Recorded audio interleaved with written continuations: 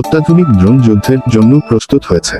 ইরানের দূর ভবিষ্যতে যখন আকাশপথে যুদ্ধ করার পদ্ধতি সম্পূর্ণ পরিবর্তিত হয়ে গেছে, তখন পৃথিবীর বিভিন্ন প্রান্তে তৈরি হয়েছে বিশাল সব গোপন ড্রোন ঘাঁটি। এই ঘাঁটিগুলোতে রাখা হয় অত্যাধুনিক প্রযুক্তিতে তৈরি শত শত ড্রোন, যা মুহূর্তের মধ্যে শত্রুদের উপর ঝাঁপিয়ে পড়তে পারে। তাই ইরান কোনো কিছুই তাকা না কিরে অত্যাধুনিক ড্রোন তৈরি করে ফেলেছে।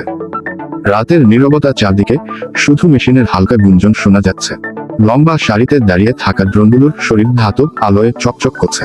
এদের নকশা এমনভাবে করা হয়েছে যাতে তারা রাডারের চোখ ফাঁকি দিতে পারে এবং অবিশ্বাস্য গতিতে উড়তে পারে।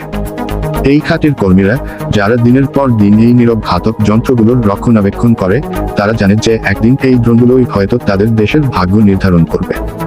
তারা গভীর মনোযোগের সাথে প্রতিটি ড্রোনের পরীক্ষা করে, নিশ্চিত করে যে যুদ্ধের সময় কোনো ভুল না হয়।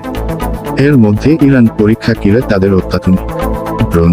হঠাৎ ঘাঁটির ভেতরে লাল রঙের সতর্ক সংকেত চলে ওঠে। একটি জরুরি বার্তা আসে কন্ট্রোল রুম থেকে, শত্রুদের দিক থেকে আক্রমণ আসছে। মুহূর্তের মধ্যে ঘাঁটির নীরবতা ভেঙে যায়। কর্মীরা দ্রুত তাদের নির্দিষ্ট স্থানে ছুটে যায়। ড্রোনের ইঞ্জিন চালু হওয়ার শব্দে বাতাস ভারী হয়ে ওঠে। এক এক করে সারি সারি ড্রোন আকাশের দিকে উঠতে শুরু করে।